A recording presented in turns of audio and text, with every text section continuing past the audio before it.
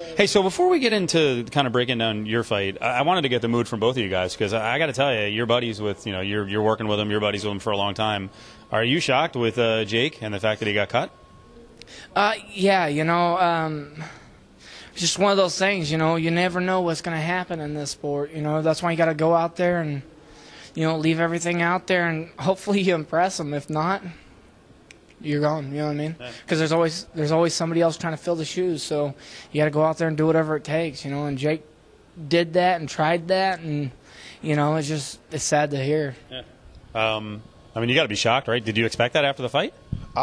No, but I always expect the worst, so I'm a paranoid guy, so I always want to prepare for the worst. So I thought it could happen. I didn't think it would, and the thing that just strikes me is, like, even though Jake lost that fight, I thought he was doing a lot of things well that he was improving upon from the Lieben fight, and he just lost concentration for a split second, and he was able to get the submission. But I thought Jake was showing growth. It's not like he went out of there and got blown out of his shoes. I thought he was dominating the fight, even when Kendall did take him down. I believe he landed a knee. He took him down, landed one elbow, and Jake was able to get back up to his feet on his own, with his own skill, as opposed to waiting for the ref to stand him up. And there are other things that we were working on specifically for the camp that I thought he did well. So to me, it was a little bit of a surprise, but what can you do? You got to win in the UFC, and he'll be back, though. He's super talented. He's very young, and he'll be back. It's just a bump in the road, and he'll be middleweight champ sooner than later. Never fought a boring fight. And I think the other part, too, is, as a media guy, most of you guys are pretty nice dudes, but he's a really quality dude, so that's why you feel extra bad for him. It's not like he's a cocky guy. He's one of the best people in MMA. Oh, yeah. No, he's a very nice guy. He's quiet to himself a lot of times, and he just goes in there, works hard, and tries to put on good fights, and it's just sad to hear. So is that the kind of pressure, like, every guy who's kind of that mid-level or on your way up feels? It's literally fight by fight, or do you not feel that way? No, that's the way I look at it, God bless me with a good last fight. I got to go out there and do the same thing in this fight, you know what I mean? I got to keep being impressive, you know what I mean? Because who wants to watch some boring fights out there, you know what I'm saying? So I need to make sure that I go out there and do what I need to do, because there are so many good guys at 170 that it'd be easy for, he had 3 boring fights, we can get somebody better, you know what I'm saying? So I think that's always on my mind. Well, it's bizarre, too, going into this one. It's almost like the victory last time around got a little hollow afterwards, because then people started complaining that it was an early stoppage.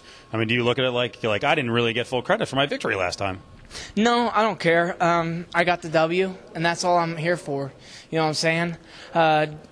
Just get it however it comes, That's why they say protect yourself at all times, you know what I'm saying?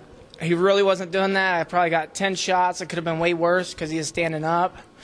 It's just... He looked stunned when he got up, too. It wasn't like he got up, and was clean, and, he didn't freak out either. Yeah, that's the thing. And, hey, man, I don't care how they come, as long as they keep coming. Right. So tell me about the opponent here, because obviously making his debut, and that's always a litlittle shaky. Can you get enough information on the guy? Can you get enough tape on the guy? Yeah, we only got like one fight. I know that he's a purple belt, 7-0. He has 1 loss in amateur, and in some of his amateur fights. So he says he's good at jiu-jitsu. You know what I mean? A lot of people. There you go. That's it. Go in and fight with your instincts, I guess, huh? Yeah. Not really much of a scouting report. Yeah, exactly. Well, we got to see one fight, and it was one fight I really wanted to see, because we got to see him put in some bad positions and how the guy did it. And I also got to look at a lot of pictures. And back in the day when I was learning jiu-jitsu, I never really had a teacher, so I had I'd get Brazilian magazines and I'd look at a picture and I'd see a grip. So I was almost kind of transported back to like 10 years ago, where I had to start.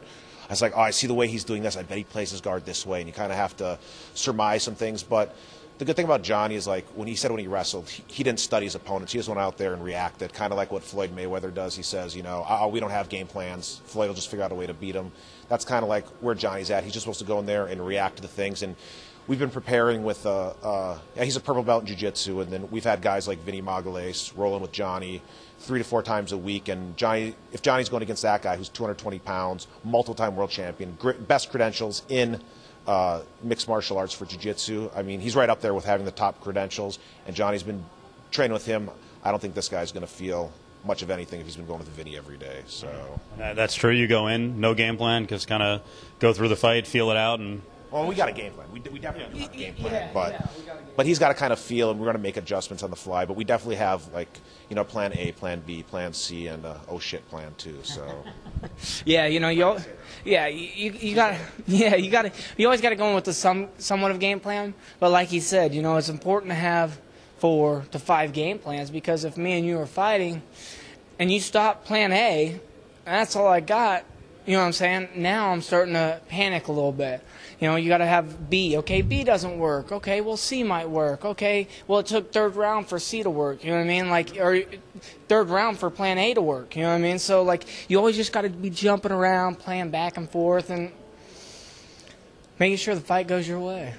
On a serious note, in closing, are you going to grow this beard out? I think you actually have a good chance. If you could shave the head, go without the mustache, you could be the White Kimbo. It's a good beard. It's marketable, right? Why not? Do a little braid in the back? No? You're not going to do that? Yeah. Will you shave us like completely, or just leave the sides? Oh yeah. Do I have to do that? I think you have to leave the sides like you're bald. Okay. Yeah, like you actually have the kind of the crown on the outside. That would be pretty cool. Yeah, no. You're like, no. Yeah, no, what I usually do is it just reminds me that I'm going through something rough. You know what I mean? I look like crap, I feel like crap, and this just helps me remind me every day. I'm waking up, you know, I'm seeing this. You ever not have the beard? I mean, essentially you just said, oh, he does? I've only seen you with the beard, so I thought I was going to say you look like crap all the time then. I mean, I'm not being mean. No, I always see you with the beard. Yeah, no. Hey, every time you see me, I feel like crap. You know what I'm saying? But right after Saturday, right after the fight, as soon as I get back to the hotel, it's off.